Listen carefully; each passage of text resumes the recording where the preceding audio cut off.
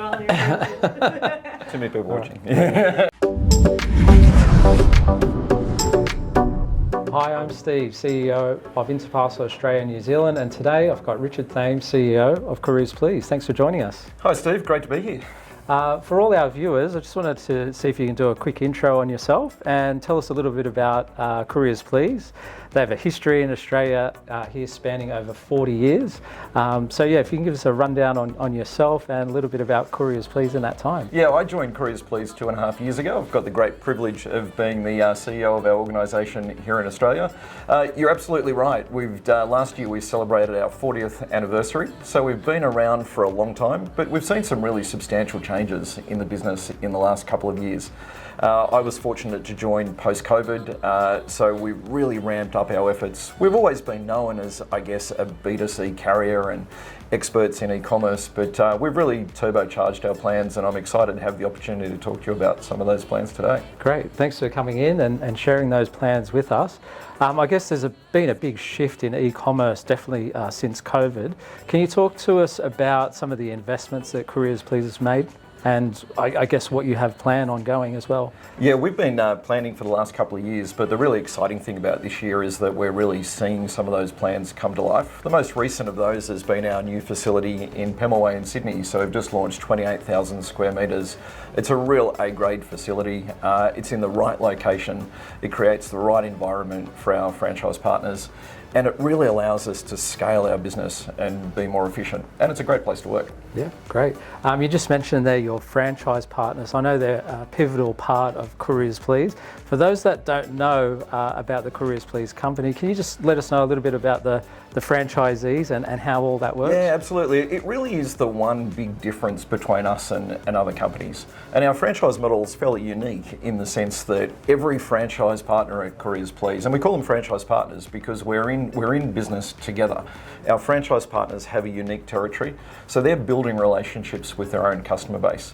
What we're doing at CouriersPlease is providing the infrastructure, the brand, the marketing, the sales support, and of course those depots that we spoke about before. So we opened Sydney just a couple of weeks ago.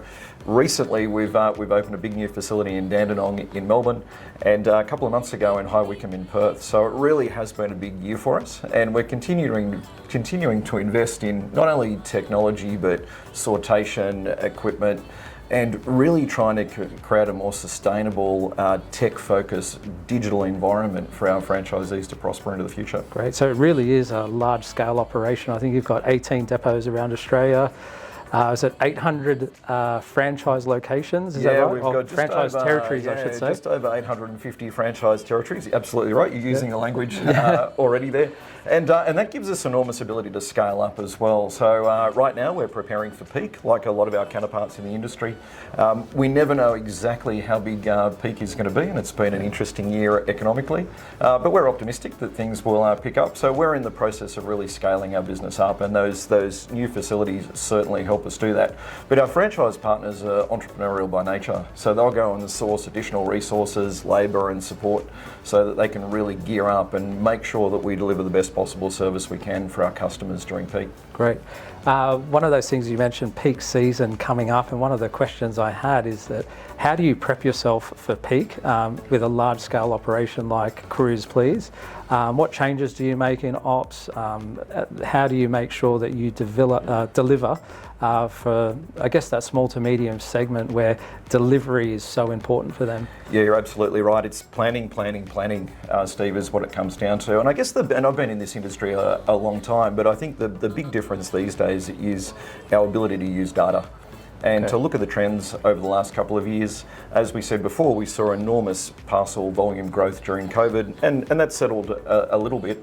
But people are buying differently. So what we're seeing now is that our customers, receivers in particular, really value a day definite delivery. So a lot of people are returning to the office, for example, a couple of days a week. If they're not home on Tuesday, they don't want the parcel delivered when they're not home. Yeah. So if they're going to be home on Wednesday or Thursday and they provide us with that information, then we're doing everything we can to make sure we get it delivered where they want it, and when they want it delivered. Yeah. The other thing we've done is partnered with the Hub network, which gives us access to over 3,000 drop points around Australia. So I guess what I'm really getting at is that we're working with customers to understand what their preferences are, Yes. and we're trying to make that delivery experience as seamless and convenient as we possibly can. Great. As you know, we've been partners with CouriersPlease for the last 11 years, and since that time we've made some advances with our technology that we have, mainly people that are using CouriersPlease through the Interparcel platform, small to medium-sized e-commerce businesses, but I guess the focus there on why they use CouriersPlease is the delivery network that you have, especially around the metropolitan areas. And I know that you're sort of expanding all the time into more regional locations. So with that, what are some of the trends you're seeing with people moving to those more regional locations? I know you've got some depots out there already. And yeah, you're absolutely right, and that's certainly one of the big trends that we saw during COVID. I guess I can start by saying that one of the things that we love about our partnership with Interparcel is that we're both working to support small and medium-sized businesses, entrepreneurs, and that's the really good fit between our franchise partners and our common customers. So we've seen a lot of people move into regional areas, but more importantly start businesses in regional areas, and they haven't always had access to really cost-effective freight solutions. So that's something that we're really wanting to provide. And one of the ways that we're going to grow over the coming 12 months is to open depots in some of those larger regional towns and cities. As you rightly point out, we've been strong for a long time in the metro centres. One of the most exciting things to happen to us over the last 12 months is our merger with the FMH group of companies. So we're now part of a much bigger, more expansive network here in Australia. We've got access to some fantastic sister businesses like Border Express, GKR, Niche, are all part of that FMH group. So it enables us to work together to create really cost-effective solutions, but not only that, but to rapidly scale up our reach into some of those regional areas that would have taken us much, much longer to do previously. Great, thank you very much. Also, you mentioned there about the hub network, and I just want to talk a little bit about delivery choices. For people that are working in e-commerce, they think about the delivery process, but I think sometimes people forget about the customer experience, about when they or when they receive that parcel, if they're not in, or that sort of part of the delivery process, returns and those sorts of things. So if you can just let us, maybe we'll touch on that a little bit more about CouriersPlease and what those delivery choices are. Yeah, certainly. We're really acutely aware that one of our customers' biggest pain points is returns or a futile delivery, getting a card, not being able to get their parcel when they want it, and then just not having the option for a return. So part of one of the biggest benefits of our relationship with Hub is that customers or receivers, if you like, can return a parcel to a Hub location. We've got our courier franchise partners that are picking up from those locations every day as well. So that process is a really seamless process as well. I think there's over 2,000 Hub locations as well, and they're scattered around news agencies, petrol stations and things like that. Yeah, one of the things we really like about the Hub network is that they're in safe, secure locations that are well lit, open long hours, and most importantly, you can generally park nearby. So you know, one of the reasons that we really sought out and worked together to develop that partnership is, again, we want to make it convenient. People don't want to drive too far from their house. Ideally, they want to walk if they can. Got a lot of people living in, so we said before, a lot of people had moved to regional areas, but we've also got a lot of people living in high density housing in the cities. So we want to make it easy for those people to get their parcel on the way home from work or at a time that is really convenient for them. Richard, if you can just take us through some of the technology that's implemented within your operations in terms of parcel delivery technology, in terms of sortation, tracking systems and so forth, that people maybe they might not realise what you go through or what a typical parcel goes through in terms of handling from pickup to the final delivery. Yeah, day in the life of a parcel is really quite interesting. One thing I would say, Steve, is that these days, and in the coming years in particular, we'll spend just as much, if not more, on technology than we will on trucks and cages and all of those other typical assets you'd expect in a transport business. Some of the technology that we use, and I think really benefits customers, is delivery choices. So obviously we scan every parcel on arrival. what we're doing is implementing checkway cube equipment into all of our sortation centres. And that essentially puts a footprint on a parcel as we receive it, so people can really see that journey and then track that parcel. Increasingly, customers are telling us that they don't want to call us, they don't want to be on chat, they want us pushing the information to them. Yes. So our investment in technology is primarily behind that. There's an aspect of technology which makes our franchise partners more efficient, but where we're really investing is to harness that data that we've got from our customers. A really simple example is that if I've delivered to you for the last 3 Fridays and you're not home because you're hard at work here in the office, then it's no point me trying to do it next Friday. Correct. So it's getting, with the permission of our customers and their customers, access to that information, using it more effectively so that we can get that delivery done first time round. The other thing that our customers are telling us is that they're in a cost of living crisis right now. Yes. And I think we all feel that every time we go to fill up at the Bowser, and our franchisees are no different. So we're looking at ways that we can help use technology to support them, make their run more efficient, and keep the cost down as much as we can for our customers, because we know that they're under huge cost pressure as well right now. Yeah, correct. It's one thing that we get from our customers is that, hey, we've seen some pretty high rate increases over the last 2 to 3 years. But I guess in saying that, there's been huge investment from CouriersPlease, I think across all the carriers as well. Yeah, I think the rate increases that you're referring to are from our competitors.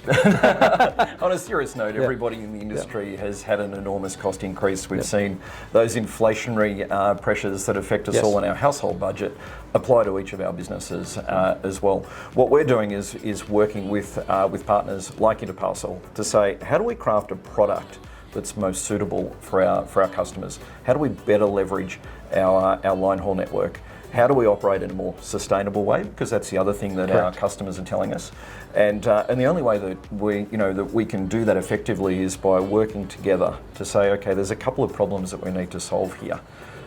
It's difficult when you've got a vast country like Australia. So as an industry, I think we need to come together often. We've got to use the data, the technology, work with our customers and say, how do we send that parcel from A to B as efficiently as we possibly can? How do we make sure we get it delivered first time round? Because doing that really keeps the cost down. Yes. And at CouriersPlease, we want to pass that cost saving on to our customers. We pride ourselves on being a value-based brand and frankly a challenger brand. And that's the kind of, they're the kind of people that we want to attract to our business that challenge the status quo. Well, we can see really this year there's been some major investment in those new operations that you've set up in Sydney, Melbourne and Perth. I guess, and your further now expansion into some of the regional locations as well. So it's pretty clear that CouriersPlease is really committed on serving that small to medium-sized business segment. We're here for the long haul.